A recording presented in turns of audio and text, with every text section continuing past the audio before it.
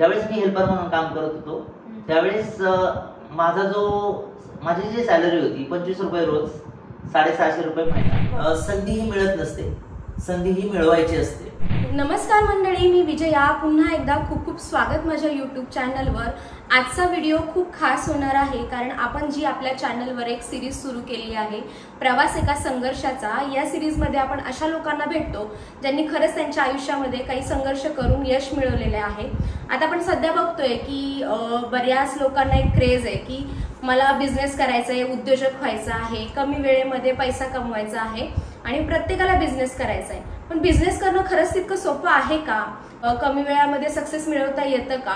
या सगळ्या प्रश्नांची उत्तर आज आपल्याला मिळणार आहे. कारण आज आपल्यासोबत एक यशस्वी उद्योजक, त्याचबरोबर अगदी वयाच्या 15व्या वर्षी एक हेल्पर ते एक उद्योजक असा खडतर प्रवास ज्यांनी केलेला आहे. आणि विशेष म्हणजे माझ्या स्वतःचा तो एक उत्तम असं प्रेरणास्थान आहे.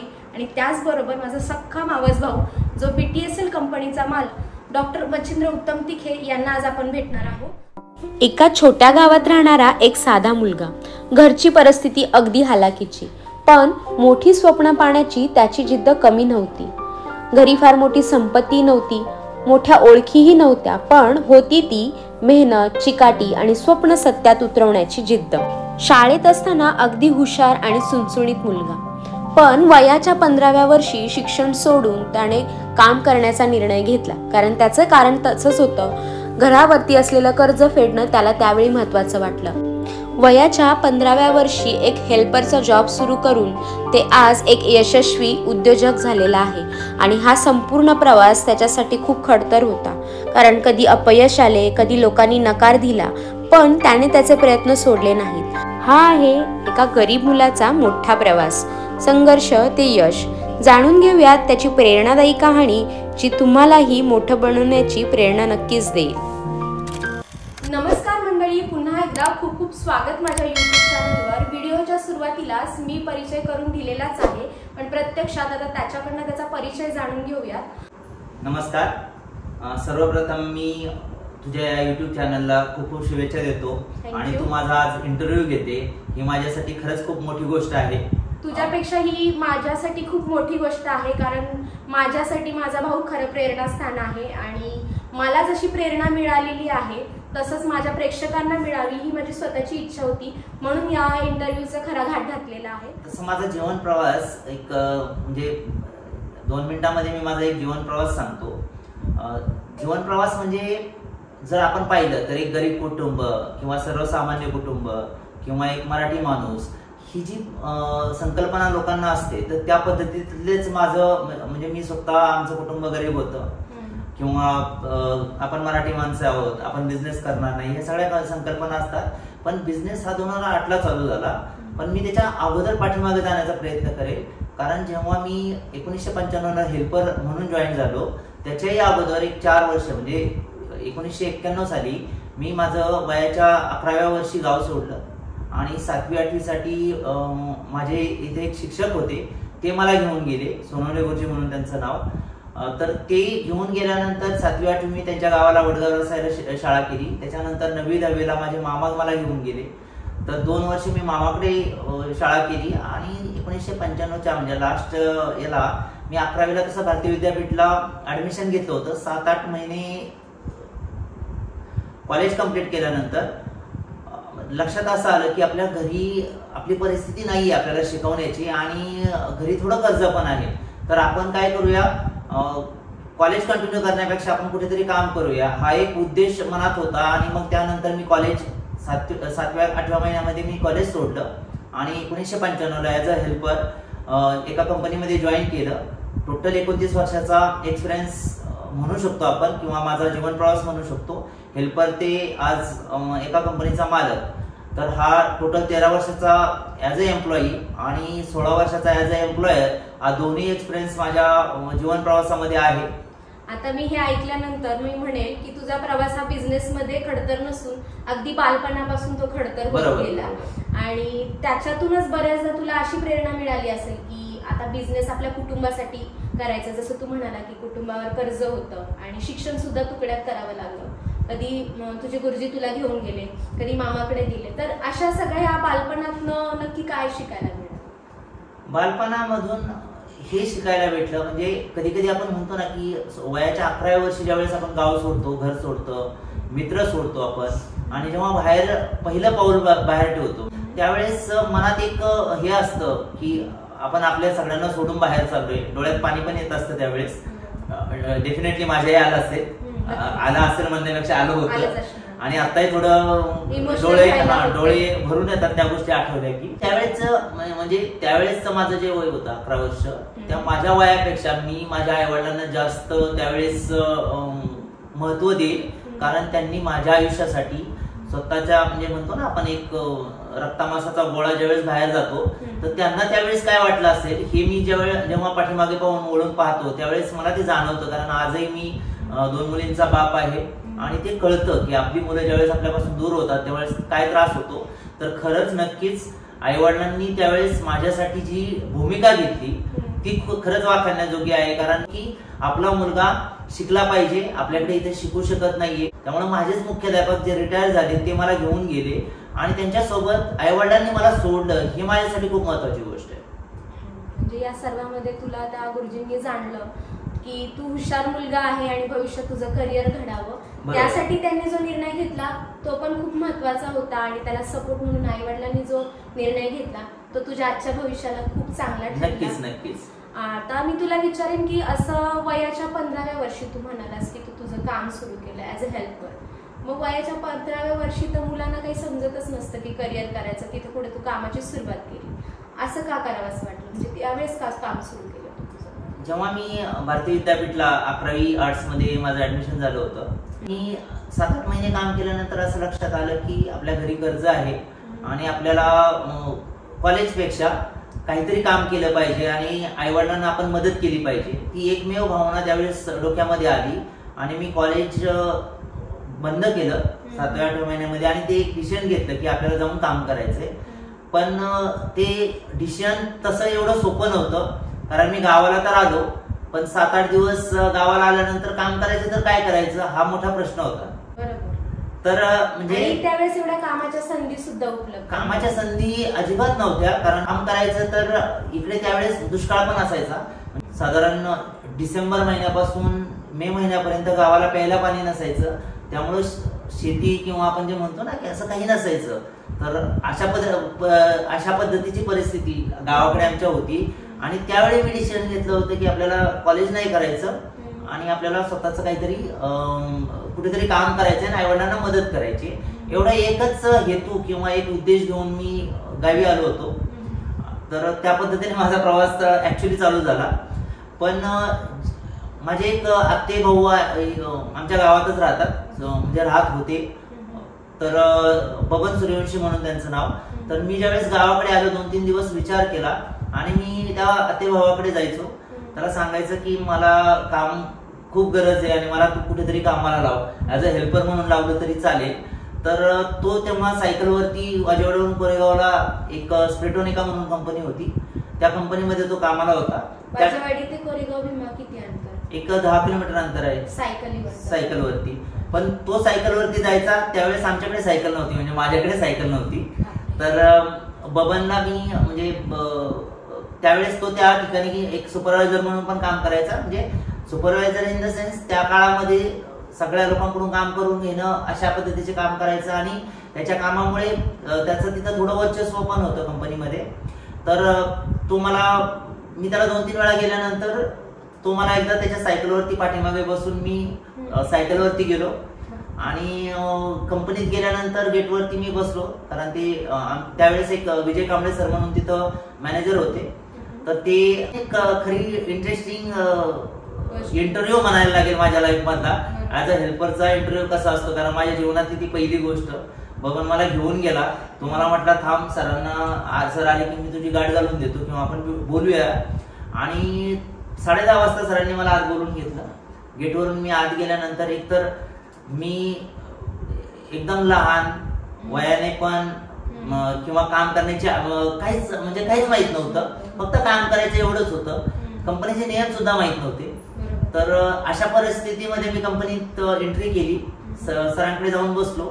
तर सरांनी मला पहिल्याच सांगितलं, पहिल्याच दिवशी, की अरे तुझं वय कमी आहे आणि कंपनीमध्ये कमीत कमी 18 वर्ष लागतं, त्यामुळे मी तुला कामाला नाही घेऊ शकत, तर तू जा. तर अशा पद्धतीचा माझा पहिला प्रश्न. माझं नावही विचारलं गेलं नव्हतं, कारण बबनने ऑलरेडी सांगितलं असेल. पण त्यांना मला जो मेसेज द्यायचा होता तो मेसेज त्यांनी मला दिला की कंपनीचा रूल आहे 18 वर्ष कंप्लीट झाल्याशिवाय मला काही कामाला घेता येणार नाही, त्यामुळे तू जा, 18 वर्ष पूर्ण झाल्यानंतर आपण पाहूया. आणि त्या दिवशीचा तो इंटरव्ह्यू माझा संपला. तो हेल्परचा इंटरव्ह्यू म्हणजे प्रेक्षकांना मी किंवा मुलांना आताच्या हे सांगू इच्छितो की एखादं फेल्युअर ज्यावेळेस आपल्या लाईफ मध्ये येतं किंवा एखादं निगेटिव्हिटी आपल्या वेळेस येते की समोर आपल्याला एखादी गोष्ट करायची आणि समोरच्याची जी संधी होती ती संधी निघून जाते, किंवा ते त्यांनी एखादा रूल्स आपल्याला सांगितलेला जातो किंवा एखादी गोष्ट सांगितली जाते आणि मग काय करायचं हा जो प्रश्न असतो, कारण कंपनी इकडे नाहीये जवळपास. आणि माझ्याकडे चॅलेंज हे होतं की ती एकमेव कंपनी होती की मी वाजवाडी पासून ती कंपनी जवळ होती. मला बाहेर म्हणजे गेटवरती बसायला सांगितलं होतं. गेटवरती का बसलो होतो तर मला जायची परत सोय नव्हती, तर जोपर्यंत बबनची सुट्टी होत नाही आणि तो परत गेटवरती येत नाही किंवा आम्ही दोघं परत संध्याकाळी सोबत जाणार होतो, तर साधारण 11-11:30 वाजल्यापासून त्याची सुट्टी होईपर्यंत मी गेटवरतीच बसलो होतो. पण गेटवरती बसल्यानंतर विचारचक्र चालू होते की मला काही करून जॉब तर मिळवायचाच आहे, म्हणजे ते जॉब इन द सेन्स हेल्परचा जॉब मिळवायचा आहे, पण काय मिळवायचंय काही करून. तर मी त्याच्यानंतर 4 ते 5 दिवस बबन सोबत दररोज येत होतो, दररोज गेटवरती बसत होतो आणि दररोज त्याच्यासोबत संध्याकाळी रिटर्न येत होतो. तुला जॉब मिळाला का फायनली? जॉब फायनली मिळाला. म्हणजे 4 दिवस ज्यावेळेस मी गेटवरती बसतोय तर ते सरांना पण त्यांनी परत मला बोलून घेतलं. मला म्हटले अरे मी तुला सांगितले रूल्स आहे तर नाही जमणार आहे. तर मी अक्षरशः केविलवानं तोंड केलं आणि त्यांना सांगितलं सर नाही मला खूप गरज आहे, तुम्ही काही करा पण मला जॉब द्याच किंवा मला काम द्याच. ह्यातून ऐकल्यानंतर तुझी जिद्द आणि चिकाटी तिथूनच दिसते की तो जॉब मला कसाही करून मिळवायचाच आहे. नक्कीच नक्कीच. आणि मी खरंच त्यावेळी हे सांगू शकतो की तुमच्या मनामध्ये एखादी गोष्ट करायची इच्छा असेल ना तर मार्ग मिळतो. तर त्यावेळेस रूल्स असून सुद्धा सरांनी मला शेवटी सांगितलं एक काम कर, ज्यावेळेस लेबर ऑफिसर वगैरे येतील तर त्यावेळेस तुला लपून बसावं लागेल, कारण कंपनीच्या रूलच्या विरोधात तुझी परिस्थिती पाहून मी तुला काम देतोय, पण तुला ह्या गोष्टी पाळाव्या लागतील. तर सरांना माझं त्यावेळेच वाक्य होतं सर तुम्ही मला टॉयलेटमध्ये 4 तास बसायला सांगितलं तरी बसेल पण मला काम द्या. आणि खरोखर सरांनी मग मला 5व्या-6व्या दिवशी काम दिलं आणि मला सांगितलं एक काम कर उद्यापासून तू कामाला ये, आणि माझं काम झालं. अरे वा छान. मग आता तो जॉब तर तुला मिळाला, मग पुढचा प्रवास आणि मग पुढे काय करायचं कसं ठरवतोस? पुढचा प्रवास कसा असतो, जसं आता मी म्हटलं की मी एज्युकेशन सोडले आणि माझ्यामध्ये एक खंत होती. 7वी पर्यंत मी हुशार होतो, गावामध्ये माझा पहिला नंबर येत होता. 7वी-8वीला मी बाहेर जाऊन शिक्षण घेतलं, 9वी-10वीला बाहेर शिक्षण. आपल्याला शिक्षण घेता नाही आलं, ठीक आहे आता आपण हेल्पर म्हणून आपल्याला घेतही नव्हते, आपल्याला संधी मिळाली किंवा आपण ती कन्व्हिन्स करण्यामध्ये यशस्वी झालो. तर ते तुम्हाला ती संधी मिळवण्यासाठीची धडपड होती, ती धडपड एका दिवसासाठी नव्हती. म्हणजे माझं असं होतं की ठीक आहे आता मला काम मिळालंय पण पुढे काय, कारण माझं टार्गेट तर होतं की मला मोठं बनायचंय पण शिक्षण नाहीये, मग काय करता येईल. तर मी एक छोटासा किस्सा सांगेल.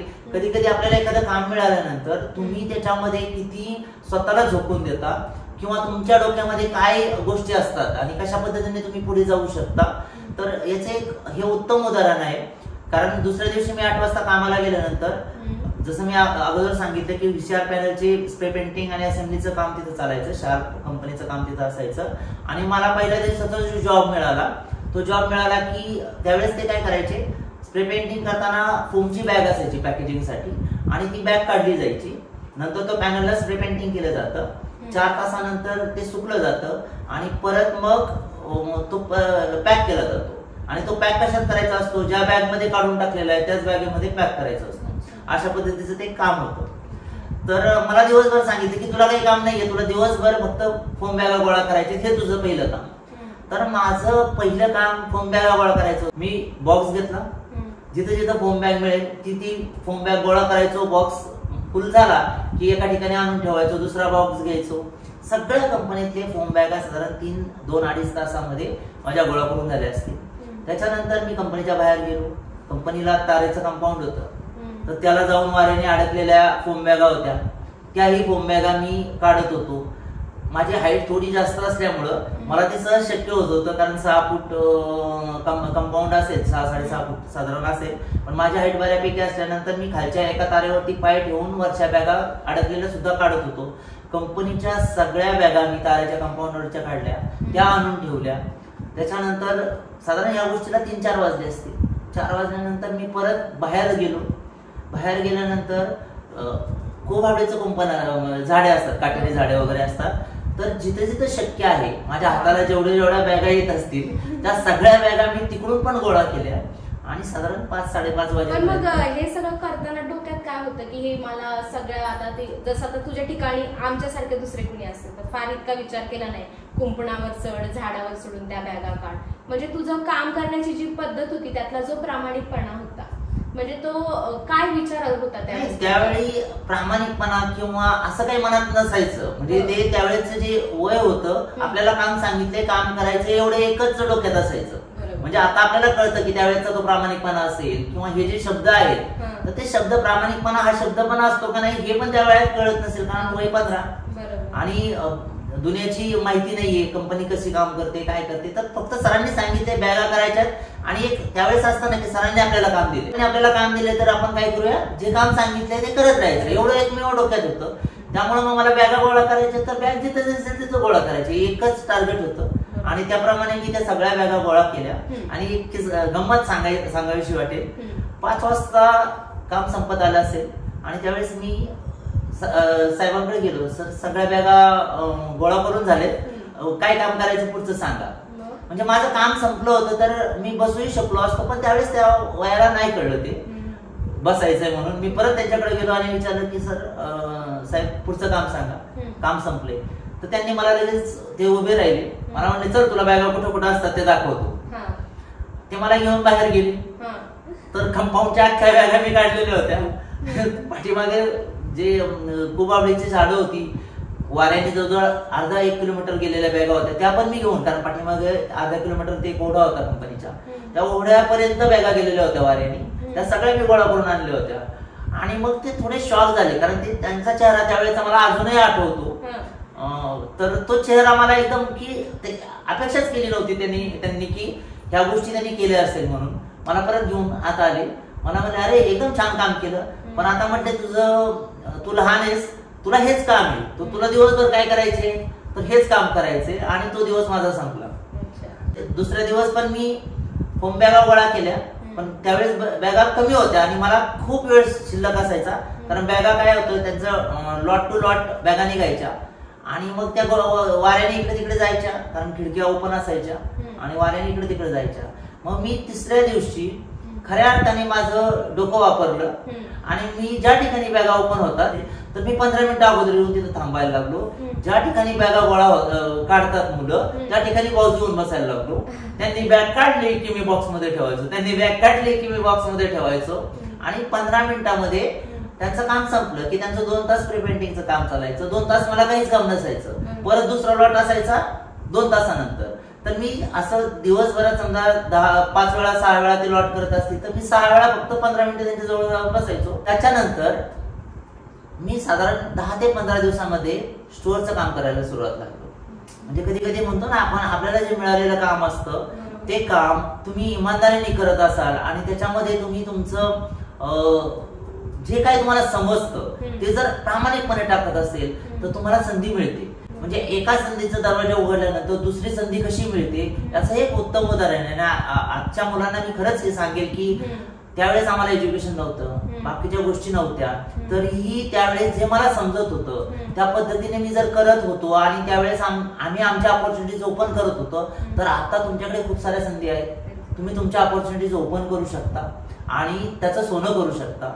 तर मी तो किस्सा खरंच म्हणजे व्हिडिओ थोडा लॉंग होईल पण मी थोडं ते सांगतो, कारण काय होतं माझं वयाच्या 15 वर्षी मी हेल्पर होतो. वयाच्या 18 वर्षी मी जवळजवळ परचेस सगळ्या डिपार्टमेंटमध्ये काम करून वयाच्या 18 वर्षी आपण म्हणू शकतो की मी मॅनेजर लेवलचं काम करायला सुरुवात केली होती. तर ह्या ज्या संधी मला मिळत गेल्या त्याच्यात एक संधी मी सांगतो, म्हणजे आपण संधीचं सोनं कसं करू शकतो. तर मी 7-8 दिवस ऑब्झर्वेशन मध्ये एक गोष्ट लक्षात ठेवली, कारण व्हीसीआर पॅनल जर म्हटला समोरचा तर त्याला 12 ते 13 कॉम्पोनंट असायचे. स्प्रिंग असायची, पॉवर बटन असेल, चॅनल आपण व्हॉल्यूम अप डाऊन करतो त्याचे बटन्स असायचे, त्याच्यानंतर लोगो असायचा कंपनीचा, एलईडीज असायच्या, पॉवरचे एलईडीज असायचे, असे छोटे छोटे कॉम्पोनंट्स त्या पॅनलला लागायचे आणि त्याची असेंब्ली त्या कंपनीत व्हायची. तर माझ्या लक्षात असं आलं नंतर 3-4 दिवसानंतर की ते कचऱ्यामध्ये खाली पडायचे आणि झाडून ते कचरा ज्या ठिकाणी टाकतात त्या ठिकाणी जाऊन पडायचे.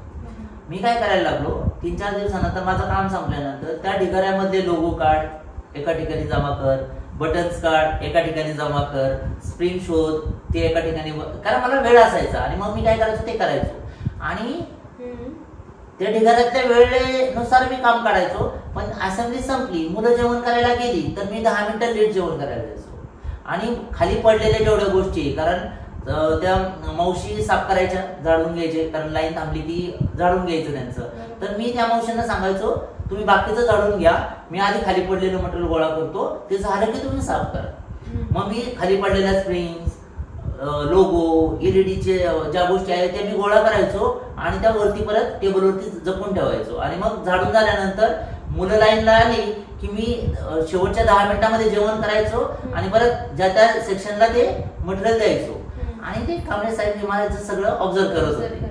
तर मला त्यांनी 5-6 दिवसानंतर बोलून घेतलं परत. मला म्हणले एक काम कर, तुझे आता हे गोळा करतोयस तर हे गोळा करण्यापेक्षा एक काम करत जा, तू डायरेक्टली मी तुला एक वही देतो, एक फाईल देतो आणि स्टेपलर, पेन, पंचिंग असं मला साहित्य दिलं गेलं आणि मला म्हटलं एक काम करत जा, लाईनला मटेरियल द्यायचं काम. तर 7व्या-8व्या दिवशी मला स्टोअरचं काम मिळालं. ही माझ्यासाठी परत एक संधी होती, कारण मी फोम बॅगा गोळा करता करता स्टोअरचं काम करायला सुरुवात केलं होतं. मला पहिल्यांदा छान वाटलं होतं, कारण एक रजिस्टर मिळालं होतं, एक फाईल मिळाली होती, पंचिंग मशीन मिळाली होती, स्टेपलर मिळाला होता, एक पेन्सिल मिळाली होती, एक पेन मिळाला होता आणि मला ऑफिशियल काहीतरी काम करतोय असं एक फील येत होतं. 15 दिवसामध्ये स्वतःच प्रमोशन स्वतः किंवा आपण संधी मारू शकतो. बरोबर. तर तुमच्या कामामध्ये तुम्हाला संधी मिळतात. म्हणजे मी माझं एक पुस्तक लिहिले, यश माझ्याच हातात, त्यामध्ये मी कायम एका टॉपिक वरती स्पेशली हा स्लोगन टाकलेला आहे. तर संधी ही तुमच्या आयुष्यामध्ये तुम्हाला मिळवावं लागते. संधी प्रत्येकाला आहे, ती मिळवायची असते. आणि तेच मी त्यावेळेला साधारण मी वयाच्या 18 वर्षी मॅनेजर पर्यंत गेलो. म्हणजे एक हेल्पर तर स्टोअर पर्यंतचं काम एका कंपनीत तुझ्याच अनुभवाच्या शिक्षकाने तुला मिळवून दिलं. हो, नक्कीच. आणि मग तिथून पुढे किती वर्ष त्या कंपनीत काम केलं? त्या कंपनीमध्ये मी साधारण 7 ते 8 वर्ष काम केलं. तेव्हा असं असतं ना तुम्हाला की आता म्हणजे मी त्या कंपनीमध्ये एक मुद्दाम सांगेल, ज्यावेळेस मी हेल्पर म्हणून काम करत होतो त्यावेळेस माझी जी सॅलरी होती 25 रुपये रोज, 650 रुपये महिना. आणि आम्ही म्हणजे त्या कंपनीमध्ये कसं असायचं, टार्गेट असायचं, एका शिफ्ट मध्ये 1000 पॅनल बनवायचे. तर तीच मुलं सेकंडला वापरली जायची, तीच मुलं थर्डला वापरली जायची. आम्ही साधारण सकाळी 9 वाजता कंपनीत जायचो, 9 ते 3 वाजेपर्यंत 3 शिफ्टचं टार्गेट कम्प्लीट करायचो आणि ते टार्गेट कम्प्लीट केल्यानंतर आम्हाला 3 शिफ्टचे पगार मिळायचा. संध्याकाळी म्हणजे एकीकडे हा 15 वर्षाचा मुलगा स्वतःची पण ग्रोथ करत होता, त्याचबरोबर कुटुंबाची साथ देत होता आणि ह्या सगळ्या तुझी एक जर्नी घडत जाते. बरोबर. मी प्रेक्षकांना सांगेन हे सगळं ऐकणं आणि हे जाणून घेणं किती महत्वाचं आहे. आज तो एक यशस्वी उद्योजक आहे, त्यासाठी त्यांनी जो त्याचा स्वतःचा पाया बांधलाय तो किती मजबूत होता हे ऐकल्यावर तुम्हाला समजलं. तर जसं आपण म्हणतो की आम्ही सकाळी 9ला जायचो, 3 वाजेपर्यंत काम करायचो, 3 ते 6 कंपनीत झोपायचो. मच्छर असायचे तर आम्ही बॉक्स मध्ये जाऊन झोपायचो, बॉक्स पॅक करायचो, 6 वाजता उठायचो, सायकल चालू करायची. सायकल पण मी माझी पहिली सॅलरी मिळाल्यानंतर सायकल घेतली. 1 महिना मी बबनच्या सायकलवरती गेलेलो आहे आणि सायकल बबन मला मदत करतोय, तर ती सायकल मी चालवायचो त्यावेळेस.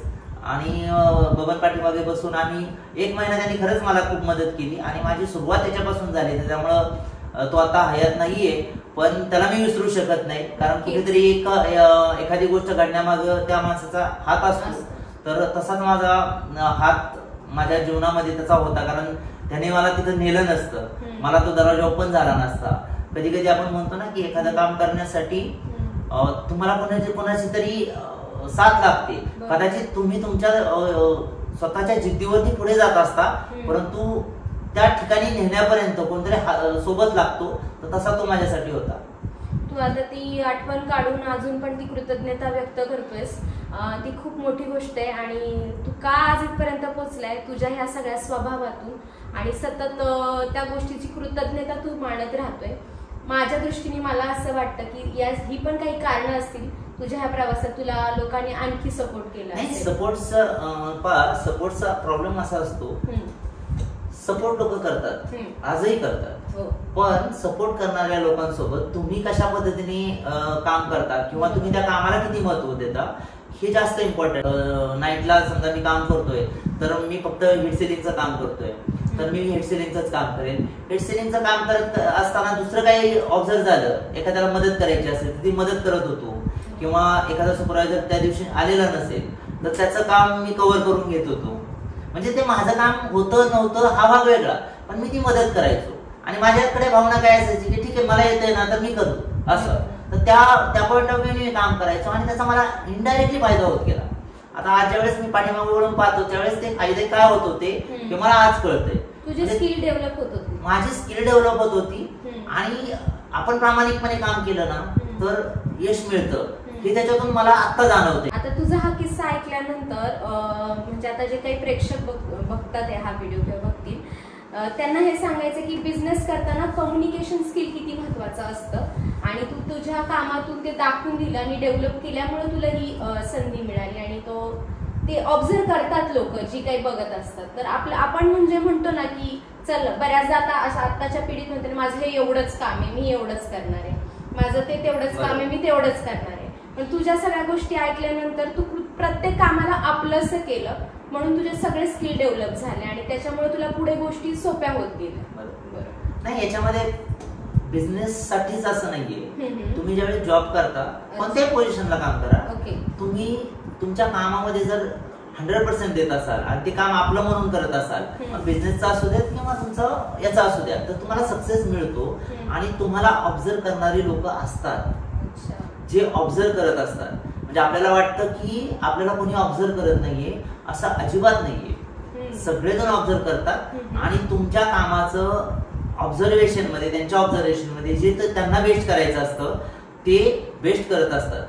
त्यामुळं मी म्हणजे तुमच्या प्रेक्षकांना किंवा आताच्या युथ जे जनरेशन आहे त्यांना मी हेच सांगेन की तुम्ही तुमच्या कामावरती फोकस करा. तुमचं काम संपलं असेल तर दुसरं जे आवडतं ते काम करायला सुरुवात करा आणि तुमचं बेस्ट द्यायचा प्रयत्न करा. ऑटोमॅटिकली तुम्हाला संधी मिळते. मग ती एम्प्लॉयमेंट मध्ये असू दे किंवा तुम्ही बिझनेस चालू केला त्या बिझनेस मध्ये पण असतं.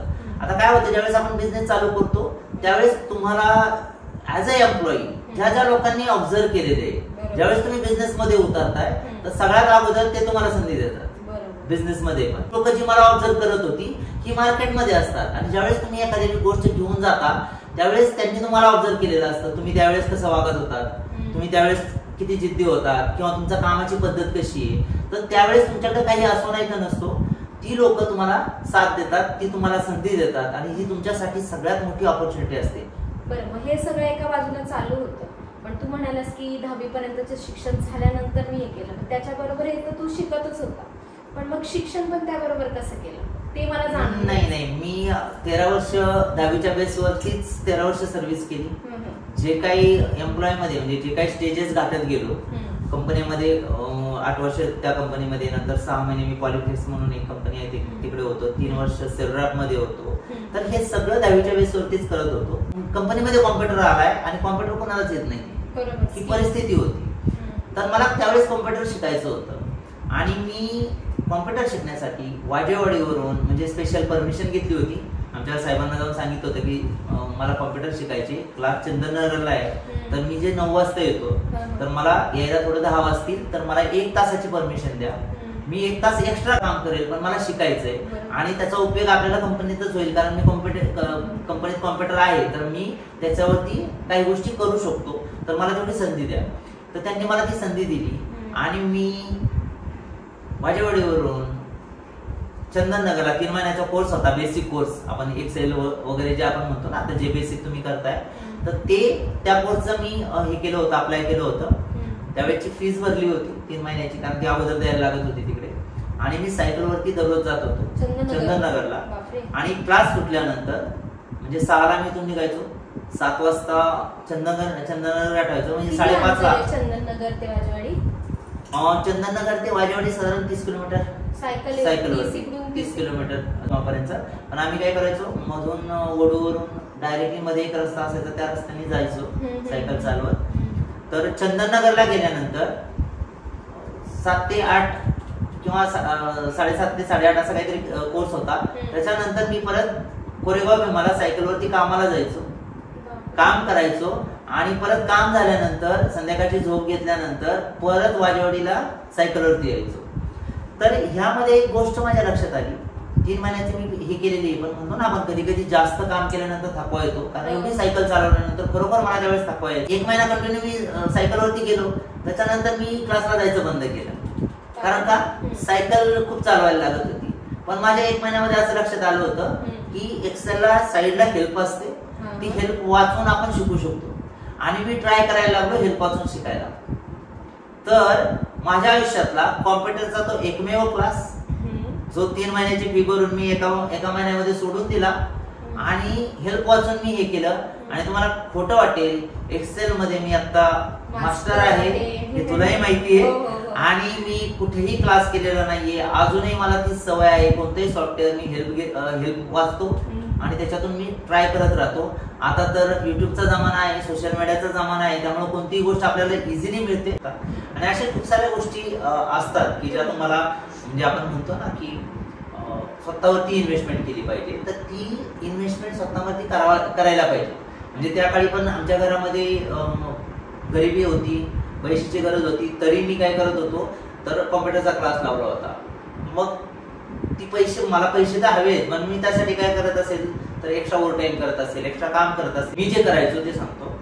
मला जी गोष्ट गरजेची वाटली मी ती लिहून काढायचो आणि ते स्किल माझ्याकडे डेव्हलप करण्यासाठी मी प्रयत्न करायचो. म्हणजे काही ठिकाणी मी माणसांची मदत घ्यायचो, कारण त्यावेळेस माझ्याकडे पैसे पण नसायचे. मी एक असाच एक किस्सा सांगेल. ज्यावेळेस मी वयाच्या 18 वर्षी परचेस डिपार्टमेंट माझ्याकडे आलं कोसी प्लसचं, आणि मला मेल करायचे असतात सप्लायरला किंवा बाकीच्या लोकांना. पण खरोखर त्यावेळेस माझं ग्रामर थोडं खूप प्रॉब्लेमॅटिक होतं. म्हणजे इंग्लिश मी टाट करायचो, पण कोणत्या काळात करायचो म्हणजे फक्त आपल्याला नाही का प्रेझेंट पास्ट कळायचा, पण ते पूर्ण काळात होत होतं का पूर्ण काळात होत होतं हे कळायचं नाही. आणि मला ते जाणवायचं की माझं काहीतरी चुकतंय. तर मी त्यावेळीस एक डिसिजन घेतलं. सणसवाडीला गोरे सर म्हणून आहेत, जे मला 9वी 10वीला शिकवायला होते, इंग्लिशचे टीचर्स होते ते, आणि ते आत्ताही आहेत. म्हणजे कोरेगावला ते मुख्याध्यापक आहेत हायस्कूलचे. तुम्ही त्यांनाही जाऊन विचारू शकता, ही रिअल फॅक्ट आहे. आणि मी सरांकडे गेलो, तर सरांना म्हणलं सर असं असं माझा प्रॉब्लेम आहे, मी या कंपनीत कामाला लागलोय आणि मी आता परचेस डिपार्टमेंटला आहे आणि मला आता सर इंग्लिशचा प्रॉब्लेम आहे. तुम्ही मला शिकवत होता त्यावेळेस आम्ही तेवढं लक्ष नाही दिलं ऑब्विसली. म्हणजे त्यांनी त्यावेळेस पी अँड पीपी म्हणजे आपण जे हे असतं पास्ट आणि फ्युचर मध्ये क्रियापदे कसे टर्न करतात ते शिकवत असायचे, पण त्यावेळेस लक्ष नसायचं. तर सरांना मी विचारल्यानंतर सर म्हणले काम कर, 7 ते 12 माझं हायस्कूल आहे, 12 नंतर कधी ये, 12:30 वाजेपर्यंत माझं जेवण होतं, तू 12:30 नंतर कधी ये, मी शिकवतो. म्हणलं सर माझ्याकडे तेवढा वेळच नाहीये. तर सरांना मी ते सेम म्हटलं की सर मला तुम्ही त्या टायमिंग मध्ये तर नाही ऍडजस्ट होणार, कारण मी सकाळी 9ला कामाला जातो, तर 9च्या आत मी कधी पण येऊ शकतो. तर तो वेळ माझ्याकडे होता सकाळचा. आणि पण म्हणले माझं हायस्कूल 7ला चालू होतं, त्यावेळेस ते मुख्याध्यापक नव्हते जेव्हा मी हे होतो. आणि 1 RK मध्ये ते राहत होते, म्हणजे असे चाळीमध्ये त्यावेळेस रेंटेड ते राहत होते. की त्यावेळेस म्हटलं नाही सर मला सकाळच फिजिबल आहे, कसं करता येईल. आणि त्यावेळेस रिक्वेस्ट केली आणि खरोखर ते म्हणजे गुरु कसे असतात ना याची एक उत्तम उदाहरण आहे ती. म्हणजे ही लोक ज्यावेळेस आपण रिक्वेस्ट करतो आणि सांगतो की सर मला गरज आहे आणि मला असंच हवंय, तर ते आपल्यासाठी ऍडजस्ट करतात. आणि ऍडजस्टमेंट कशी, सकाळी त्यांना जायचं 7ला हायस्कूलला जायचे, 15 मिनिटं जायला लागत असतील, त्यांना स्वतःच आवरायचं असेल, आंघोळ आहे, दात घासणं असेल किंवा बाकीच्या गोष्टी असेल. आणि त्यांना एक छोटी मुलगी पण होती तेव्हा. तर मला म्हटलं एक काम कर, मग तू 6 वाजता ये. आणि मी मग 6 वाजता तिथं जायचो. तर 6 वाजता गेल्यानंतर ते त्यांचा आवडता मला काही गोष्टी शिकवत होत्या आणि त्या 45 मिनिटांमध्ये मी ती शिकवत होतो. म्हणजे अक्षरशः दात घासताना पण त्यांनी मला शिकवलेलं आहे. आणि खरंच हो म्हणजे सरांनी त्यावेळेस ती मदत नसती केली आणि मी जास्त नाही म्हणजे 15 दिवस सरांकडे गेलो आणि मला ज्या गोष्टी सरांनी मग मला जे गरजेचं आहे ते त्यावेळेस शिकवलं आणि मग मला ड्राफ्टिंग इतकं पक्क आलं की आताही मला लगेच कळतं की मी कोणत्या ह्याच्यात लिहितोय. कोणताही प्रॉब्लेम असतो किंवा तुम्हाला कोणतीही मदत असतो तर 3 गोष्टींनी सॉल्व्ह होते. एक असते माणूस, एक असते पैसा आणि एक असते वेळ. तर ह्या तिन्हीपैकी जी गोष्ट माझ्यासाठी त्यावेळेस गरजेची होती त्या लोकांची मी मदत घेतलेली. ज्या ठिकाणी मला माणसांची गरज होती त्या ठिकाणी मला माणसांची पण मदत मिळाली. ज्या ठिकाणी मला पैसे लावावे लागले त्या ठिकाणी मी पैसे सुद्धा लावलेले. म्हणजे मला चांगलं आठवतंय 4 वर्षानंतर घरामध्ये म्हणजे मी कोरेगाव भीमाला मी शिफ्ट झालो होतो राहायला तोपर्यंत आणि आम्ही 4 का 5 वर्षानंतर स्वतःचं घर बांधलं होतं. तर त्या घरी माझ्या घरामध्ये टीव्ही मी घेतला नव्हता, कॉम्प्युटर घेतला होता. तर म्हणजे एक माझा मी त्यावेळेस त्या काळचा एक फोटो पण तुम्हाला शेअर करेल. कारण काय होतं आता आपण काय करतो मला जी गोष्ट गरजेची आहे त्याच्यावरती इन्व्हेस्टमेंट नाही करत किंवा मला आता ही गोष्ट शिकायची आणि मला इथं पैसे लावायचे त्या ठिकाणी आपण पैसे लावत नाही आणि अनवॉन्टेड गोष्टीसाठी पैसे लावतो. पण प्रत्येक माणसाला देवाने एक गोष्ट दिलेली आहे तो म्हणजे वेळ किंवा आपलं आयुष्य. ते लिमिटेड दिलेले आहे आणि किती दिलंय हे देवाने सांगितलेलं नाहीये. तर तो एक सगळ्यात मोठं चॅलेंज आहे. तर तुमच्याकडे मी असू द्या तुम्ही असू द्या सगळेजण प्रत्येकाला तेवढा लिमिटेड वेळ आहे. त्या वेळेमध्ये काय करायचं हे तुम्हाला कळलं पाहिजे आणि योग्य वेळेत योग्य डिसिजन घेता आले पाहिजे. आपल्या जनरेशन मध्ये ज्या गोष्टी आहेत ते शिकून घ्या. कदाचित तुम्ही जसं नोकिया आउटडेटेड झाला तसं आपणही आउटडेटेड मार्केटमध्ये होऊ नये म्हणून त्या गोष्टी शिकायच्या. करंट नॉलेज पाहिजे. आणि नाही आणि अजून एक महत्वाची गोष्ट म्हणजे आमची पिढी जी होती 1980-90च्या काळात ज्यांचा जन्म झाला त्यांनी सगळ्या गोष्टी पाहिल्या. अक्षरशः म्हणजे 1.4 MB ची फ्लॉपी, त्याच्यानंतर 700 MB ची डिस्क, त्याच्यातले प्रॉब्लेम्स, कॉम्प्युटरची स्टोरेज कॅपॅसिटी म्हणजे आता सगळ्या गोष्टी कव्हर केल्या. त्या काळामध्ये जे प्रॉब्लेम्स होते ते आम्हाला खूप साऱ्या गोष्टी शिकवत होते. म्हणजे कॉम्प्युटर अचानक करप्ट व्हायचा, डाटा का उडायचा, अचानक कळायचं 15 दिवसाचा डाटा उडालेला आहे, अचानक कळायचं जी सीडी आम्ही कॉपी करून ठेवलेली ती सीडीच चालत नाहीये, परत एंट्री करायच्या. म्हणजे ही सगळी कामं आम्ही केलेली आहे. आणि मग आता आम्ही ज्यावेळेस मागे वळून पाहतो आम्हाला हसायला येतं की आम्ही किती म्हणजे ठीक आहे सिस्टमच तशा होत्या पण आम्ही किती त्याच्यावरती प्रयत्न करत असेल. आणि आता तर सगळं इनोव्हेटिव्ह झालेलं आहे. पण आता तुझ्या या सगळ्या बोलण्यातनं मला एक त्रिसूत्री नियम सापडला. जसं तू म्हणाला की आयुष्यामध्ये मदत, वेळ आणि इन्व्हेस्टमेंट आपण जी म्हणतो त्याला पैशामध्ये पण आपण म्हणतो ही किती महत्वाची आणि ती योग्य वेळी काय पुढे वापरायचा हा निर्णय घेतात. हो नक्कीच. एक सांगू का कोणताही प्रॉब्लेम पण जे आपल्या लाईफ मध्ये ठीक आहे आपल्या करिअरसाठी किंवा आपल्याला या गोष्टीसाठी या लोकांची गरज पडते पण प्रॉब्लेमचं सोल्युशन पण तुम्हाला या 3 गोष्टीतूनच मिळतं. म्हणजे कधी कधी आपण एकदम डिप्रेस झालो तर तुम्हाला तो वेळ त्यावेळेस आपल्याला त्या वेळेची किंमत कळते. तुम्हाला तो वेळ जाऊन द्यायचा असतो, तुम्हाला शांत राहायचं असतं. आणि जो 1 महिना 2 महिने तुमचे एखाद्याचं डिप्रेशन असेल तर त्या डिप्रेशन मधून बाहेर पडण्यासाठी तुम्हाला त्यावेळेस माणसांची पण गरज नसते, त्यावेळेस तुम्हाला कधी कधी पैशाची पण गरज नसते. त्यावेळेस अशी सिच्युएशन कधी कधी येते की यार माझे घरचे लोक सुद्धा मला साथ देत नाही आणि मला त्यांची पण गरज नाहीये. त्यावेळेस तुम्हाला वेळेची मदत असते आणि तुम्हाला ती वेळ जाऊन द्यायचं असतो. कधी कधी तुम्हाला जवळचे जे मित्र असतील घरचे लोक असतील त्यांची पण खूप मदत असते. आता मी प्रेक्षकांना व्हिडिओमध्ये संपूर्ण BTSL कंपनीची सफर तर करवलीच आहे पण आता ह्या कंपनीची सुरुवात म्हणजे जे छोटंसं रोप तू लावलं त्याची सुरुवात केव्हा झाली म्हणजे किती वर्षापूर्वी झाली? BTSLची सुरुवात नाही म्हणू शकत आपण की माझी सुरुवात होती हेल्पर पासून कंपनीचा मॅनेजर होणं असं सांगू इच्छितो. ज्यावेळेस मी रांजणगावला एक सेल्युलर कंपनी होती त्या ठिकाणी मी आम्हाला ज्यावेळेस बोलवलं तर माझं जी कोर होती तोपर्यंतची ती परचेस आणि स्टोअर्स होती ज्याच्यावरती मी काम करायचो आणि मार्केटिंगची कॉस्टिंग मी करायचो. खूप साऱ्या कस्टमर्ससोबत मी कॉस्टिंग केलेलं होतं तर ती माझी कोर होती. पण जेव्हा मी माझा इंटरव्ह्यू पण परचेससाठी झाला, स्टोअर परचेस आणि ह्या गोष्टी साठी झाला पण तिथं अजय भटनागर म्हणून एक डायरेक्टर होते तर त्यांनी मला बोलवलं. इंटरव्ह्यू झाला, सिलेक्शन झालं. ज्या दिवशी जॉईन झालो त्या दिवशी मला त्यांनी सांगितलं की जी आपको परचेस नाही देत नाही, आपको मार्केटिंग देत नाही. आणि मला 5 सेकंद मी थोडा विचार केला म्हटलं ठीक आहे सर, कोई बात नाही. आता काय कसं होतं की दोर तर तुटलेला होता, मी तिकडे रिझाईन टाकलेलं होतं, इकडे जॉईन झालो होतो आणि ज्या डिपार्टमेंटसाठी मला जॉईन करायचं होतं त्या डिपार्टमेंटला सोडून दुसरं डिपार्टमेंट सांगितलं गेलं होतं. तर मी त्याच वेळेस डिसिजन घेतला, ठीक है सर कोई बात नहीं, मैं मार्केटिंग करूंगा. मार्केटिंग मैंने अभी तक की नहीं है, मुझे कॉस्टिंग पता है, मुझे डिस्पैचेस सेल्स वगैरह पता है, बट ऍज अ मार्केटिंग वो मैंने की नहीं है, बट मैं ट्राय करूंगा. आणि हे हिंदीत मी का बोलतोय, कारण त्यांच्यासोबत मी त्यांना हिंदीतच बोलायचं होतं, ते सेम वाक्य वापरलेले जसे सरांनी वापरले. आणि मी त्यावेळेस त्यांना म्हटलं ठीक है सर कोई बात नहीं सर, चेयर खाली चेंज है, मैं उधर बैठता था, अभी इधर जाके बैठना है, तो मुझे शायद हो सकता है कि उसका बेनिफिट मिल जाए और मैं मार्केटिंग इससे अच्छा कर पाऊंगा. आणि खरोखर आम्ही 3 ते 4 महिन्यामध्ये त्या कंपनीचा त्यावेळेस सेल खूप कमी होता, तर तो सेल डायरेक्टली 5 to 6 टाइम्स वाढवला होता 3 ते 4 महिन्यामध्ये. आणि तो जो एक माझ्यामध्ये कॉन्फिडन्स आला की मी कोणतंही डिपार्टमेंट हँडल करू शकतो, तर तो कॉन्फिडन्स मला नंतर बिझनेस मध्ये कामाला आला.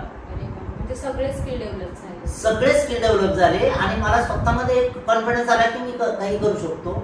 आणि त्या सरांचं एक वैशिष्ट्य होतं, तर 3 वर्ष मी त्यांच्यासोबत काम केले. ते डायरेक्टर म्हणून होते, पण ते पेड डायरेक्टर होते. पेड डायरेक्टर म्हणजे जसं आपण सॅलरी मिळवतो तशी त्यांना सॅलरी होती. आणि हे मला 3 वर्ष म्हणजे आम्ही इतक्या त्यांच्या क्लोज असून सुद्धा 3 वर्षामध्ये सरांनी कधी सांगितलं नाही की मी पेड डायरेक्टर आहे. तर त्यांच्यामधून मी ही एक गोष्ट शिकलो की कोणतीही गोष्ट जी गरजेची आहे ती डिस्कस करा, जी गरजेची नाही ती डिस्कस पण करू नका. तर सरांना ते सांगायचं नसेल किंवा त्यांची एक स्वतःची स्टाईल असेल तर त्यांच्याकडून हा गुण मी खूप शिकलो. म्हणजे ज्या दिवशी त्यांनी कंपनीला रिझाईन दिलं असेल त्या दिवशी मला कळलं की 3 वर्ष जर मी सरांसोबत असेल तर सरांनी म्हणजे त्यांची फॅमिलीचा विषय सोडूनच द्या, तर मी पेड डायरेक्टर आहे हे सुद्धा सांगितलं नाही. जसं तू सांगितलं की सरांकडनं तू एक गोष्ट शिकला की काही गोष्टी आपण डिस्कस नसतात करायच्या, काही गोष्टी कॉन्फिडेन्शियल ठेवणं सुद्धा तितकं गरजेचं असतं, की त्याचा काही परिणाम होतो का असं म्हणजे बाकी गोष्टी? नक्कीच होतो. कॉन्फिडेन्शियलिटी म्हणजे बिझनेस मध्ये तर ती पाळावी लागते, कारण खूप साऱ्या गोष्टी अशा असतात की समजा एखादी डेव्हलपमेंट चालू आहे आपल्याकडे आणि ती डेव्हलपमेंट समजा कॉन्फिडेन्शियल ठेवली नाही तर तुमची जी कोर टीम असते त्यांना माहित असतं, पण सगळ्यांना सांगायची गरज नसते. याचं कारण काय असतं, कॉम्पिटिटरला ती इन्फॉर्मेशन जाऊ शकते, तर कॉम्पिटिटर त्या कस्टमरकडे जाऊ शकतो, तर त्या लेवलला काही कॉन्फिडेन्शियलिटी ठेवावीच लागते. पण कोर टीम असेल, ऍज अ टीम तुम्ही काम करता त्यावेळेस टीमला तुम्हाला सांगावंच लागतं. पण सरांचा तो जो उद्देश होता की ते त्यांच्या काही गोष्टी नव्हत्या सांगत आणि मलाही कधी कधी माझ्याकडून पण तसंच होतं. आतापर्यंत मी जे काही डिसिजन घेतलेले असेल मी घरच्यांना सुद्धा सांगितलेलं नाही. म्हणजे माझ्या आई वडिलांना माहित नसायचे, माझ्या बायकोला माहित नसायचे किंवा माझ्या मुलींना माहित नसायचं. तर डिसिजन मी घ्यायचो आणि ते कम्प्लीट झाल्यानंतर सांगायचं. तर ते सरांकडून मी त्या गोष्टी शिकलो की लगेच सांगायची गरज नाही. झालं तर आपल्याला सांगायचंच आहे, कारण शेवटी फायनली काय होतं की प्रत्येक जण करतो तो फॅमिलीसाठीच करत असतो. मी ऍक्च्युली 2008 मध्ये कंपनी चालू केली. त्याचाही किस्सा आहे, कारण माझ्या आयुष्यात असे खूप सारे किस्से आहेत. माझ्या डोक्यात खरोखर म्हणजे प्रामाणिकपणे मी ऑनलाईन बोलतोय, बिझनेस करायचा डोक्यातच नव्हतं. मी ज्या ठिकाणी काम करत होतो जसं सांगितलं सेल्युलरला, अजय भटनागर सर डायरेक्टर होते. त्यांनी रिझाईन दिल्यानंतर तिकडे एक प्लांट हेड आले, नाव सांगत नाहीये कारण पॉझिटिव्ह गोष्टीची नावं सांगावी कधी पण, ज्यांनी आपल्याला हे केले. ज्या ज्या ठिकाणी मी नावं घेतली त्या लोकांनी खरोखरच मला मदत केली म्हणून त्यांची नावं घेतली गेली. आणि ज्या गोष्टी चुकून निगेटिव्ह असतील तर त्यांची नावं घेण्यात काही पॉईंट नसतो, कारण त्यावेळेचे त्या हे डिसिजन्स असतात त्यावेळेचे. तर त्यांनी आमचे जे मेन डायरेक्टर होते तर त्यांना जवळजवळ महिनाभर त्यांना सांगत होते की तिखे के पास कुछ तो दिमाग में चल रहा है, बिझनेस करना है, हे करना है. आणि खरोखर सांगतो म्हणजे आज 16 वर्षानंतर मी त्यांनाही त्याचं क्रेडिट देईल, कारण त्यांनी निगेटिव्हिटी सरांना सांगितली नसती तर कदाचित बिझनेस करायची आयडिया माझ्या डोक्यात आली नसती आणि मी बिझनेस स्टार्ट पण केला नसता. तर तोही असाच किस्सा आहे. त्यांनी सरांना सांगितलं, मग सरांनी मला एकदा बोलून घेतलं की ऐसा ऐसा मेरे सुनने में आया है, तो क्या सच आहे.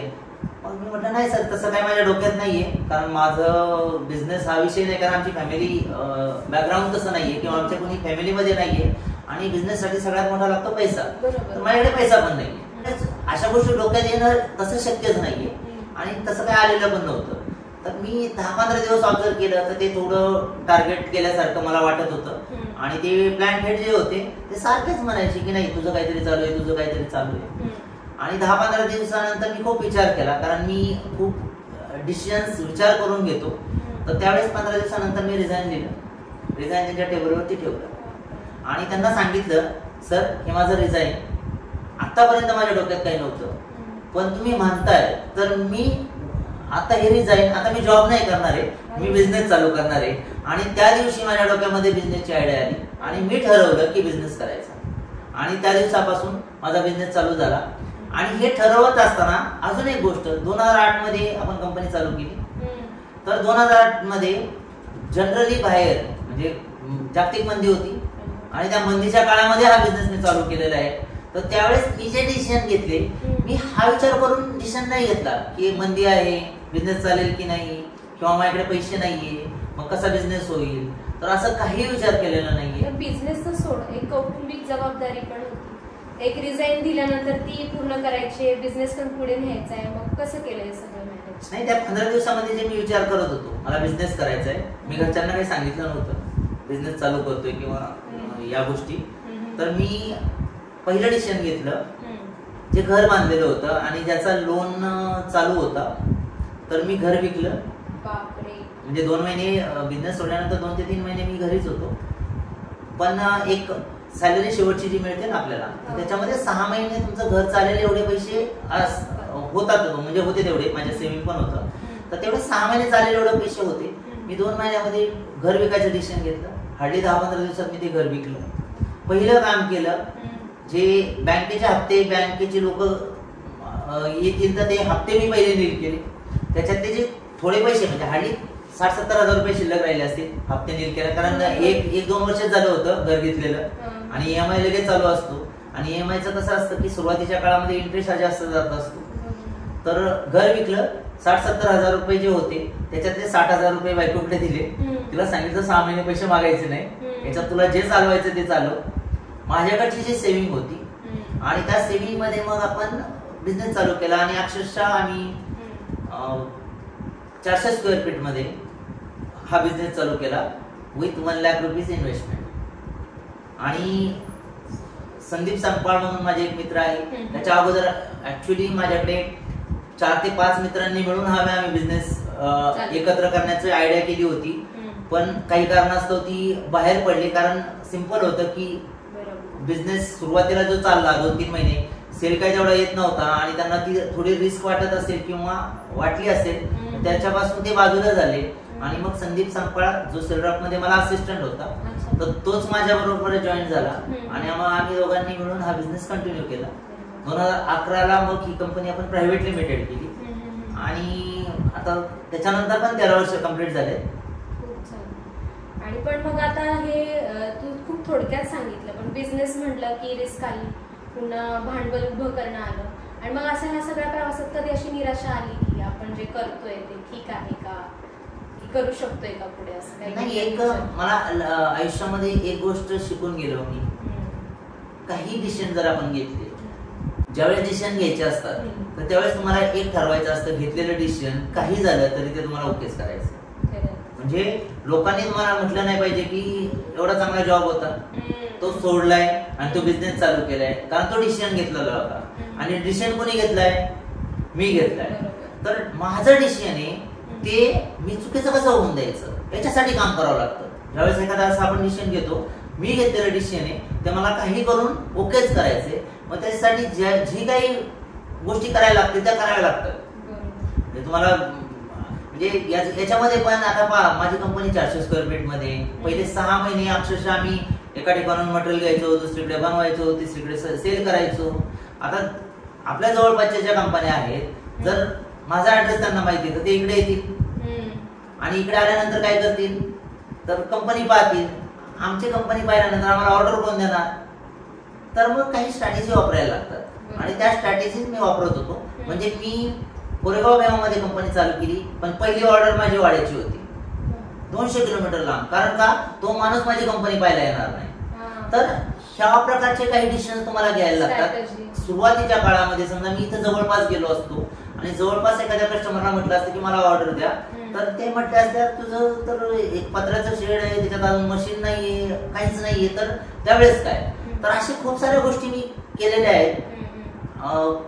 म्हणजे सुरुवातीची पहिली मशीन ज्यावेळेस आली त्यावेळेस 60,000 रुपये मी त्यावेळेस 5% व्याजाने घेतलेले मार्केटमधून, आणि 7-8 महिने गेले परत ते व्याज आणि ते 60,000 रुपये देईल करायला. तर असे खूप सारे डिसिजन्स मी घेतलेले. 1 वर्ष आम्हाला ते संदीपला आणि मला ते सगळ्या गोष्टी कव्हर करायला गेल्या, पण 3 वर्ष अक्षरशः मी सॅलरी सुद्धा दोघं मिळून 5-5 हजार रुपये सॅलरी घेत होतो. माझ्या 2 मुली, त्यांचं एज्युकेशन, आणि 2 ते 3 वर्ष आम्ही अक्षरशः दिवस रात्र याच्यावरती काम केलेलं आहे. आणि घर चालवण्यासाठी मी संध्याकाळी बिझनेस चालू केल्यानंतर सुद्धा जॉब केलेला आहे. कारण का, मला मुलींच्या शिक्षणाला पैसे कमी पडू नये म्हणून. तर तुम्ही आता डिसिजन घेतलेलं आहे, तर तुम्हाला त्याच्यातून रिव्हर्स नाही होत आहे. चला घेतलाय तर घेतलाय, मग सातत्य काय, तर जे आपण डिसिजन घेतले किंवा आम्ही ठरवलंय की 3 वर्ष आपण 5,000 सॅलरी घ्यायची, त्याच्यावरती 1 रुपया काढायचा नाहीये. तर बिझनेसचा अजून एक रूल आहे, तुम्ही बिझनेसचा पैसा बाहेर काढू नका, तो तुम्हाला ग्रो करतो. आणि कमीत कमी 3 वर्ष तुम्हाला ते एखाद्या लहान बाळाला जसं आपण 3 वर्ष वाढवतो किंवा एखाद्या छोट्या रोपट्याला आपण 3 वर्ष जोपर्यंत त्याला फळ येत नाही तोपर्यंत त्याची काळजी घेतो, तेवढीच काळजी त्या कंपनीची पण घ्यायला लागते. आणि मग त्या जसा लहान बाळाला काही आजार झाला तर आपल्याला याचा विचार करता येत नाही की माझा आता पैसे खर्च किती होईल किंवा मला याच्यातून काय बेनिफिट होईल. तसंच तिथं पण असतं. तुम्ही त्यावेळेस तुमचं बेनिफिट पाहू नका, तुम्हाला किती पैसे मिळत आहेत हे पाहू नका. बिझनेस मध्ये सक्सेस व्हायचं असेल तर तुम्हाला सातत्य लागतं, तुमची जिद्द लागते, तुमची मेहनत लागते. म्हणजे आपण हार्डवर्क, आणि नुसतं हार्डवर्क असूनही चालत नाही, स्मार्ट वर्क पण लागतं. कारण का, ज्या स्ट्रॅटेजीज आपण बनवतो त्या स्ट्रॅटेजी वर्क करण्यासाठी तुम्हाला मेहनत घ्यावीच लागते. पण स्ट्रॅटेजी बनवताना तुम्ही जी स्ट्रॅटेजी बनवली त्याच्या मागे हात धुवून लागावं, सक्सेस डेफिनेटली आहे. आणि मग मराठी माणूस किंवा महाराष्ट्रीयन माणूस असं काही नाहीये, कोणीही करू शकतं. म्हणजे माझ्याकडे दोन्ही स्टेज तुम्ही जर पाहिलं तर हेल्पर, एज्युकेशन नाहीये तरी पण मी 13 वर्ष टॉप पोझिशनला गेलो. 400 स्क्वेअर फीट मध्ये बिझनेस चालू केला, पैसे नाहीये तरी पण बिझनेस सक्सेस केला. म्हणजे निगेटिव्हिटी आयुष्यामध्ये असते, कमीपणा असतो किंवा एखादी गोष्ट आपल्याकडे नसते, पण ती गोष्ट न पाहता ज्या गोष्टी आहेत त्याच्याकडे जर तुम्ही पाहिलं तर डेफिनेटली मदत होते. आता मी तुला विचारेल की तू खूप काही गोष्टी शेअर केल्या, पण बिझनेस म्हटलं की स्पर्धक आले, पुन्हा कस्टमर मिळवायचे असतात, तर ह्या गोष्टी तू कुणाचाही कसलाही तसा मागे मोठा पाठबळ नाही, तर हे सगळं कसं केलं? म्हणजे मी जसं सांगितलं, पहिली ऑर्डर वाडा, मग तसं हळूहळू आमचं एक्सपान्शन होत गेलं. म्हणजे आम्ही 400 स्क्वेअर फीट मधून एक 3,000चं परिवार मला रेंटवरती शेड घेतलं, एक मशीन्स ऍड केली. तसं पहिली मशीन बाहेरून मार्केटमधून व्याजाने पैसे घेतले आणि चालू केली. तर तसंच काहीच आपण करत गेलो. सुरुवातीच्या 3 वर्षामध्ये बँकेने सुद्धा सपोर्ट नाही केलेला.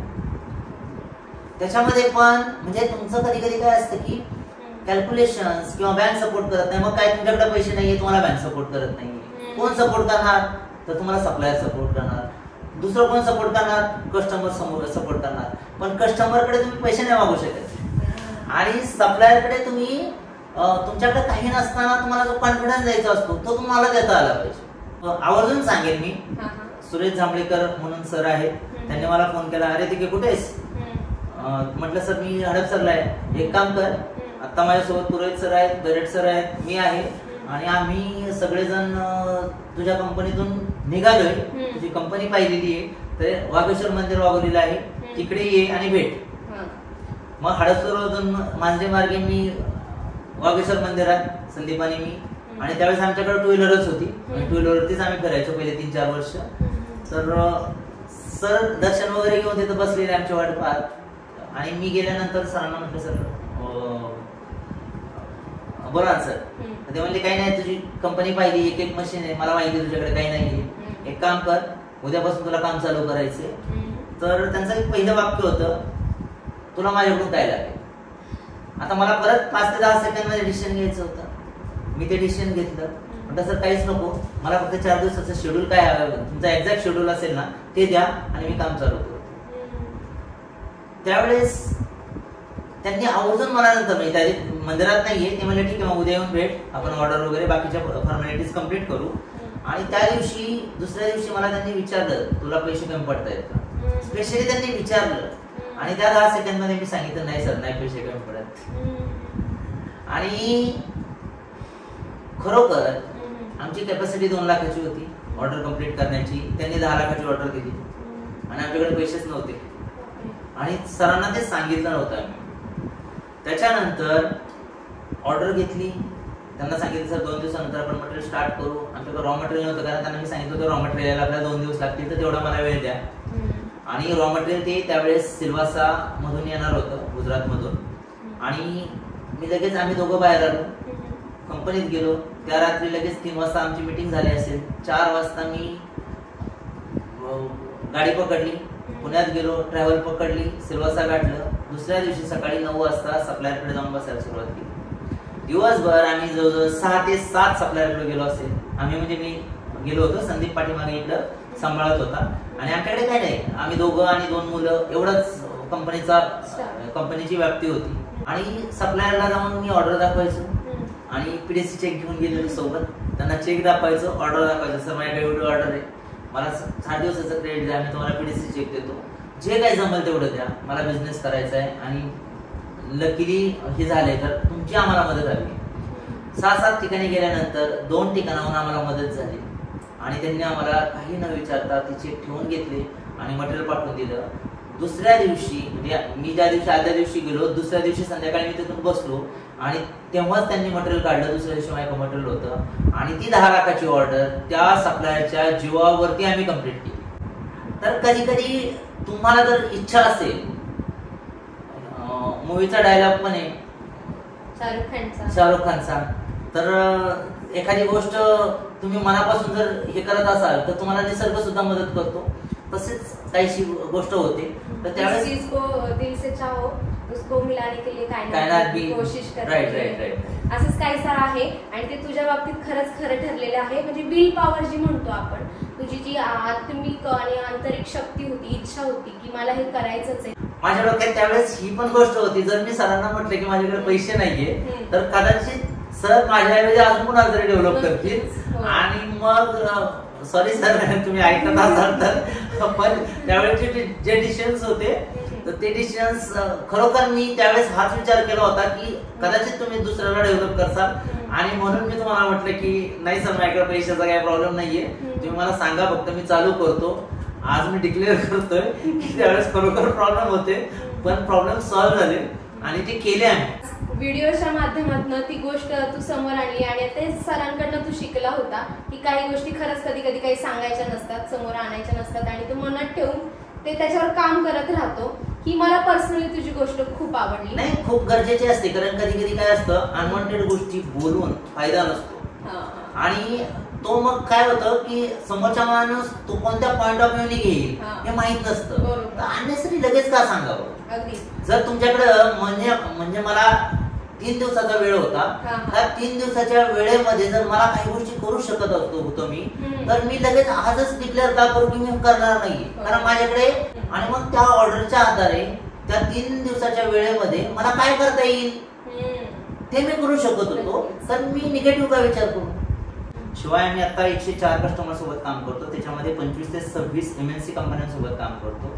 आम्ही होम अप्लायन्सेस मध्ये LG, हायर, IFB किंवा PG वगैरे ज्या मोठ्या कंपन्या आहेत त्यांना डायरेक्टली सप्लाय करतो. अप्लायन्सेस मध्ये ऑटोमोबाईल मध्ये पण मोठ्या मोठ्या ज्या कंपन्या आहेत त्यांच्यासोबत काम करतो. तर असा ओव्हरऑल कस्टमर बेस खूप मोठा आहे आमचा. साधारण 2 ते 2.5 हजार पार्ट्स आम्ही बनवतो. 104 कस्टमर्स टोटल आहे. तर ओव्हरऑल हे सगळं आहे. इव्हन आम्ही नवीन टेक्नॉलॉजी जसं सॅप असेल, SAP वगैरे असेल तर ते 1 एप्रिल पासून आमचं सॅप पण ऍक्टिव्हेट होतंय आणि आम्ही सॅप मध्ये काम करतोय.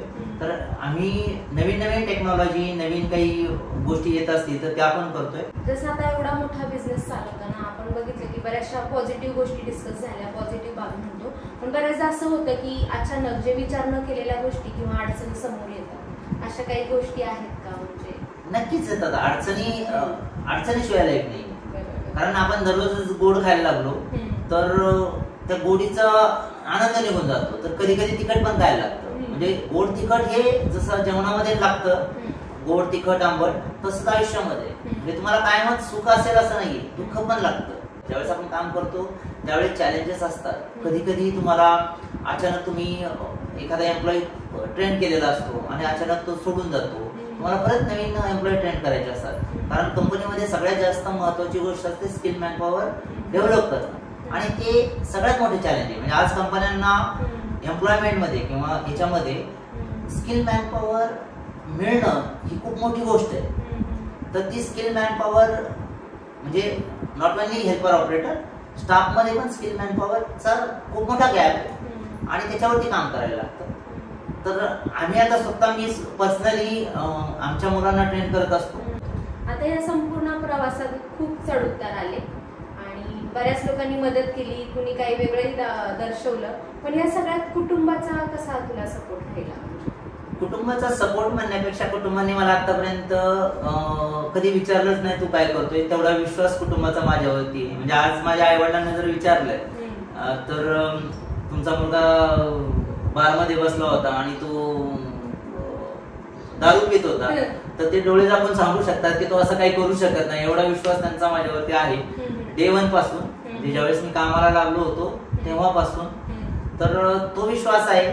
परत माझे जे फॅमिली मेंबर्स आहेत, आता माझ्या मुली पण मोठ्या आहेत, तर त्यांचाही सपोर्ट, मोठ्या मुलीचा सपोर्ट असतो मला आता कंपनीमध्ये पण. ती कारण एक पूर्ण प्लांट लीड करते, तर तिचाही सपोर्ट असतो. दुसरी मुलगी एअर होस्टेस आहे, तिचाही सपोर्ट असतो.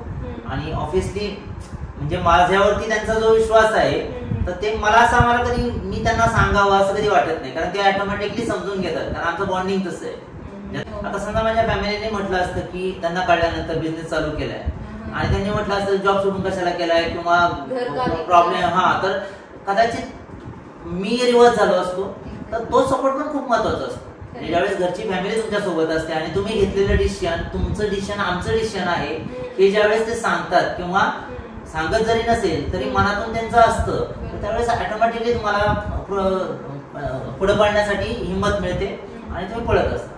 आता येणाऱ्या पिढीसाठी किंवा येणारे हे नवीन तरुण आहेत जे उद्योजक म्हणून त्यांचा प्रवास करण्यासाठी त्यांची इच्छा आहे, तर तुझ्या एवढ्या सगळ्या प्रवासात पाहिलं, व्हिडिओतून तर खूप घेतलं, पण तू एक बिझनेसमॅन म्हणून काय सल्ला देशील? ऍक्च्युली काय आहे, जे आताची जी मुलं आहेत, उलट आता आपल्याकडे सगळे म्हणजे पुन्हा जर आपण महाराष्ट्र म्हटलं तर पुण्यामध्ये 12 MIDC आहेत, एम्प्लॉयमेंट खूप आहे, खूप साऱ्या कंपन्या येत आहेत. फक्त प्रॉब्लेम एकच आहे, म्हणजे आता आपल्याकडे काय अपॉर्च्युनिटीज खूप आहे. तर त्या अपॉर्च्युनिटीजला तुम्हाला तुमच्या करिअरसाठी पॉझिटिव्हिटीने त्याच्यावरती काम करून तुमची स्वतःची ग्रोथ कशी करता येईल याच्यावरती काम करायचे. तर त्याच्यासाठी मला जे बेस्ट टूल आतापर्यंत वाटतं, कारण 29 वर्षाच्या प्रवासामध्ये मी खूप वेळा काही म्हटलं की स्किल डेव्हलप होणं खूप गरजेचं आहे. आणि तुमचं विदाउट स्किल तुम्हाला काहीच साध्य करता येत नाही. म्हणजे तुम्ही जॉब चेंजचे जे ऑप्शन्स आहेत ते निवडता. मी खरोखर सगळ्या मुलांना, आताच्या मुलांना किंवा यांना सांगेल की तुम्ही जॉब चेंज करायच्या मागे लागू नका, तुम्ही स्किल डेव्हलप करायच्या मागे लागा, पैसा तुमच्या मागे. तर आताच्या तरुण पिढीसाठी मी हेच सांगेल, स्किल इज एव्हरीथिंग. तुम्ही स्किल वरती काम करा, स्किल इम्प्रूव्ह करा, ऑटोमॅटिकली तुम्हाला जे हवंय ते मिळत जाईल. खूप छान मंत्र दिलेला आहे तू येणाऱ्या तरुण पिढीसाठी. आणि आतापर्यंत तुझी ग्रोथ खूप छान झालेली तर आहेच, पण तरी सुद्धा वाटतं ना आणखी वेगळं काही, तर अजून काय प्लॅन्स आहेत वेगळे पुढे? माझं एक सुरुवातीपासूनच एक हे आहे, मला एखादी गोष्ट कंटिन्यू करायला आवडत नाही. म्हणजे मी एक गोष्ट अचीव्ह केली आणि ती कंटिन्यू करायला लागते, मी खालच्या लोकांना शिकवतो आणि मी त्याच्यातून मूव आउट होतो. मूव आउट म्हणजे पूर्णपणे नाही म्हणताय ना, पण ठीक आहे ते सोपवतो आणि फक्त रिव्ह्यू घेतो. तर त्या पद्धतीचं माझं एक पहिल्यापासूनचं नेचर आहे, जेव्हा मी काम करतो तेव्हापासूनचं. पण तर आता ऑलरेडी 13 वर्ष मी सर्व्हिस केली, हेल्पर पासून एका लेवल पर्यंत गेलो. आता मी ऑलरेडी 400 स्क्वेअर फीट मधून कंपनीची सुरुवात केली, 16 वर्ष झाली. आणि आता ही कंपनी ऑलरेडी माझी मुलगी आणि संदीप जे माझे पार्टनर आहेत ते बऱ्यापैकी चांगल्या पद्धतीने हँडल करतात. ते केपेबल आहेत कंटिन्यू करण्यामध्ये. तर मी ऑलरेडी 1 वर्ष झाले त्यांच्याकडे ऑलरेडी या गोष्टी सोपवलेल्या आहेत. मी फक्त रिव्ह्यू घेतो, जिथं कमी तिथं आम्ही या भूमिकेत मी असतो. तर त्यांना सांगितलेलं आहे जिथं तुम्हाला प्रॉब्लेम असेल त्या ठिकाणी मी येईल, डे टू डे ऍक्टिव्हिटी तुम्ही दोघे सांभाळा आणि ते खरोखर छान पद्धतीने सांभाळतात. कारण झाडाला एकदा आपण म्हणतो ना, मोठं झाड लागल्यानंतर ऑटोमॅटिकली काही गोष्टी होतात आणि येणार आहे, ते येतीलच. पण माझं जे आता ध्येय आहे किंवा माझं जे स्वप्न आहे, मला ऍक्च्युली जो मी 29 वर्षाचा गॅप पाहिलेला आहे कंपन्यामध्ये, स्किल मॅन पॉवर नाहीये आणि त्याच्यावरती मी माझं एक व्हर्टिकल आता चालू करतोय. मार्केटमध्ये ऑलरेडी प्लेसमेंट्स आहेत, ऑलरेडी मुलांना जॉब्स ऑफर केल्या जातात किंवा ट्रेनिंग म्हणून त्यांना हायर केलं जातं. तर माझ्या असं लक्षात आलंय की आपण काय करूया, सगळ्या मुलांना एकतर प्लेसमेंट म्हणजे कंपन्यांना जे स्किल हवंय ते स्किल आपण डेव्हलप करावं, या मुलांना ते शिकवावं आणि मुलांना त्या पोझिशनला, म्हणजे मुलांचे पण एक स्वप्न आहेत, मुलांचे पण काही ध्येय आहेत, त्याच्यावरती त्यांची जे स्वप्न आहेत ते पूर्ण करण्यासाठी आपली काय मदत होईल का आणि कमी वेळेत होईल का. कारण काय होतं, 29 वर्षाच्या पूर्ण कालावधीमध्ये त्यांना ज्या अडचणी येणार आहेत ते आपल्याला माहिती आहे, कारण मी ऑलरेडी त्याच्यातून सगळ्यातून गेलेलो आहे. तर मी ते सॉल्व्ह करण्याचा प्रयत्न करेन, त्यांना शिकवण्याचा प्रयत्न करेन. कंपन्यांची गरज काय आहे, तर कंपन्यांना स्किल मॅन पॉवर पाहिजे आणि माझं पुढे जाऊन म्हणजे साधारण 6 महिन्यानंतर किंवा 1 वर्षानंतर असं स्वप्न असेल की कंपनीने जर सांगितलं की तिकडून हा मुलगा आलाय, तर कंपनीने डोळे झाकून त्या मुलाला घेतलं पाहिजे. एवढा कॉन्फिडन्स मला त्या कंपन्यांना द्यायचा आहे की मी तयार केलेला मुलगा किंवा मी तयार केलेला स्टुडंट हा स्किल डेव्हलप केलेलाच असेल त्या पोझिशनसाठी, म्हणजे एक्झिक्युटिव्ह लेवल असेल, मॅनेजर लेवल असेल, तर त्या दोन्ही गोष्टीसाठी मी आता काम चालू करणार आहे. ऑलरेडी केले त्याच्यावरती. नक्कीच तुझे स्वप्न पूर्ण होणार आहे, कारण आजची पण स्वप्न तू अशीच बघितली आणि जिद्दीने पूर्ण केली. आणि हेही स्वप्न मी तुमच्या चॅनलवरती मुद्दाम सांगेल, जर मी हे स्वप्न पाहिले तर ते काही करून मी पूर्ण करणार. आणि ज्या कंपन्यांना तो विश्वास मला द्यायचा आहे, तो विश्वास त्या कंपन्यांना मी जसं आतापर्यंत दिलाय तसाच देईल. आणि जे मुलं माझ्यावरती विश्वास ठेवतील त्या मुलांनाही तो विश्वास असेल की कमी वेळेमध्ये मी तुम्हाला जे स्किल्स गरजेचे आहेत ते स्किल मी तुम्हाला शिकवेल आणि तुम्हाला तुमची ग्रोथ, तुमची वेल्थ वाढवण्यासाठी जी मला मदत करता येईल ती मी नक्कीच करेन. आणि आता ते काळाची गरज पण आहे, कारण खूप कॉम्पिटिशन वाढलेलं आहे, स्पर्धा आहे आणि स्पर्धेत टिकायचं असेल तर स्किल्स असणं खूप गरजेचं आहे. तर तू जे करतोय आणि तू जो विचार केलाय ते खरंच आता काळाची गरज बघून तू ते ठरवलेलं दिसतंय आणि नक्कीच तुला त्यात यश मिळेल. बोलेल तितक्या गोष्टी कमी आहेत आणि त्याचे किस्से ऐकेल तेवढं इंटरेस्टिंग आहे, पण त्याचा सुद्धा बिझी शेड्यूल मधून तू खूप छान वेळ मला दिलेला आहे आणि तुझ्या वेळेचा आणि तुझ्या प्रवासातून खूप साऱ्या गोष्टी घेण्यासारख्या आहेत आणि तू जो वेळ आम्हाला दिला त्यासाठी तुझे मनापासून धन्यवाद. आणि तुम्ही सुद्धा हा व्हिडिओ शेवटपर्यंत बघितल्याबद्दल तुमचे सुद्धा मनापासून धन्यवाद.